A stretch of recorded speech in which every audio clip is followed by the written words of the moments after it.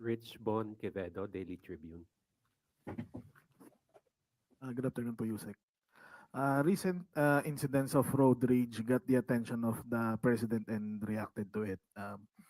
Now po, devastating accidents happened and particularly po yung multiple vehicle collision sa SCTEX and yesterday po sa NAIA Terminal 1. Now the Department of Transportation po is very quick in their responses and kita po natin yon. My question po is there a particular reaction po ba coming from President Marcos?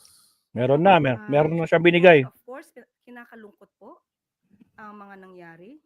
Lalo po may mga buhay po na nawala. May mga kababayan din po tayo nasaktan. Hindi magandang balita po ang ganitong klaseng aksidente. At dahil sa pag-uutos po ng Pangulo na mabigyan agad ng hustisya ang mga pamilya na nasawi. Umaksyon po agad si Transportation Secretary Vince Dizon at siya po ay nagbabala at nagbigay na rin po ng agarang pag-uutos patungkol sa regular and mandatory drug test for public utility vehicle drivers effective immediately. Yung Napakaganda pong kautusan po yan. At yan din po ang direktiba po ng Pangulo para po maiwasan kung ano man po ang maaari pa mangyari na aksidente. At dapat po ang mga motorista at ang mga commuters din po natin ay mag-ingat po sa pang-araw-araw nilang pamamasada at pagsakay sa ating mga EUVs. pakinggan natin yung sinabi ni President Bongbong Marcos, Mapsat. Wait lang, Attorney Claire, saglit lang. Okay, pakinggan natin yung sinabi ni Pangulo. Okay, here we go.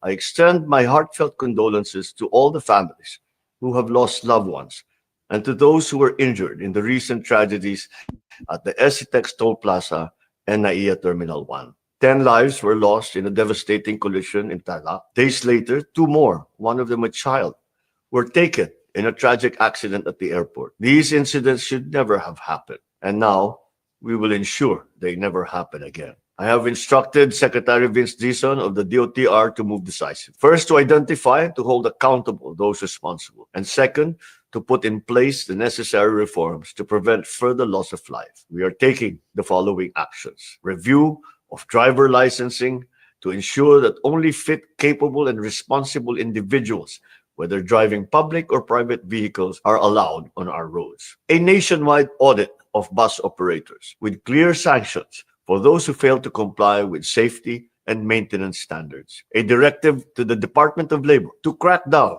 on unsafe and exploitative practices in the transport sector, because driver fatigue, long hours, and pressure to meet quotas should never put lives at risk. We owe it to the victims and their families to act, not only with sympathy, but with resolve. These lives will not be lost in vain. We will make the changes that need to be made. We will demand accountability where it is due, and we will build a transport system that truly protects Filipino people.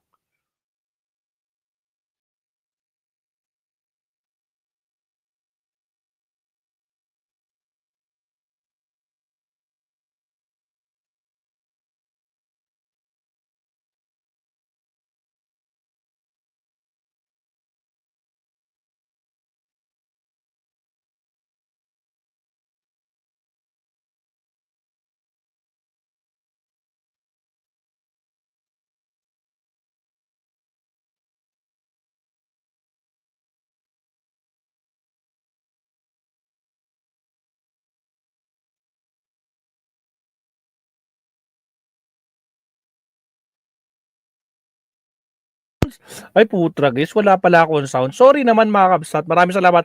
Oh, may mga bobong garapata dito tulad ni Edgar. Oh, ito tulad ni Edgar, bobo yan. Garapata yan eh, di ba? Oh, tulad ng sinabi ni Sarah, pinupolitika si Congressman Pulong. Putra guys, pinupolitika eh, umamin na si Pulong. Bobo Edgar. Ganyan ang utak niyo. Makitid ang utak niyo. Pati si Sarah, mana-mana kayo lahat, mga kamote kayo. Agoy. Masakit ba? Umiyak kayo dyan. O, nag-subscribe ka pa. Tanga, bobo ka nga. Makapag-comment ka lang, nag-subscribe ka pa. Bobo ka talaga. Kamote. O, yan, tuloy tayo. Mapapayak na naman tong garapatang to. Attorney Claire, pasok. Wala po, ma'am. Earlier po sinabi rin po ni Secretary Dizon na, and I quote po, the people do not feel safe on our streets and that President Marcos has directed him to fix it. May details po ba on added directives coming from the President? Yun po, maliban po sa sinabi natin ay magkakaroon po ng pag-aaral at alam po natin ay ipapatupad ito ng reduction of driving hours for public utility bus drivers. Dapat pag-aralan po ito kasi tandaan po natin kapag sobra po ang oras ng pagdadrive ng isang driver, maaari po ito makaapekto sa kanyang kapasidad na mag-drive ng maayos at titignan po nila kung anong oras ang nararapat. At kung kayo naman po ay magdadrive, kung 6 na oras kayo nagdadrive, siguro mas maganda po yung nung gabi na yon bago kayo mag-drive, wag na po kayo magpuyat o uminom. Alalahanin po natin na sa kamay din po ninyo ang safety ng mga passengers, mga commuters, mga pedestrians.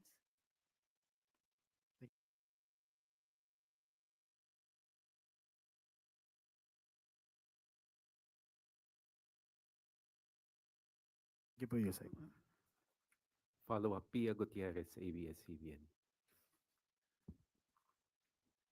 Follow-up lang po dun sa pag-aaral, dun sa reduction of driving hours. Sa pag-aaral po ba na ito, titignan din yung posibleng economic implications naman pagdating sa mga drivers? Opo, ang nasabi po ni Secretary Vince ay mukhang bababa ito from 6 hours to 4 hours. Hindi pa lang po natin alam kung ito po ngayon ay final na. Pero tama po ang inyong suggestion, Ms. Pia. Siyempre po kapag ka po nagbawas ang oras, bawas din po ang kita ng drivers. Kaya mas maganda po masusing pag-aralan to para sa mga drivers at para rin sa mga commuters at passengers. Christian Yosores, Radyo sa East Trend.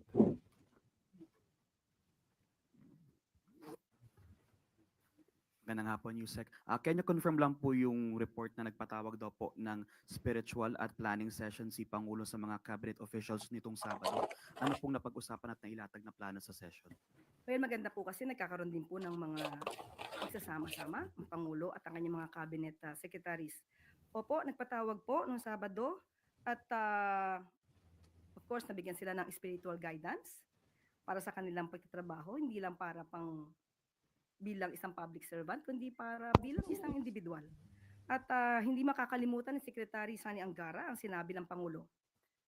And I quote, "Walang tulong o pabor ang masyadong maliit para sa publiko at para sa isang kalihim ng departamento. God is in the details." End quote. So maganda po ang nangyari pong ito dahil unang-una po very light moment naman po ang nangyari at may paggagabay po spiritually. One follow-up lang, ma'am. Pero meron po bang ibinilin or specific instruction si President sa mga cabinet officials, lalo na po ngayon na we're halfway na po ng administration? Unang-una hindi po siya kasi cabinet meeting. Of course, pag-uusapan kung paano ba maipapatupad ang anong dapat ipatupad para sa taong bayan. Pero aside from that, it's more on spiritual guidance ang nangyari po. Tuesday News.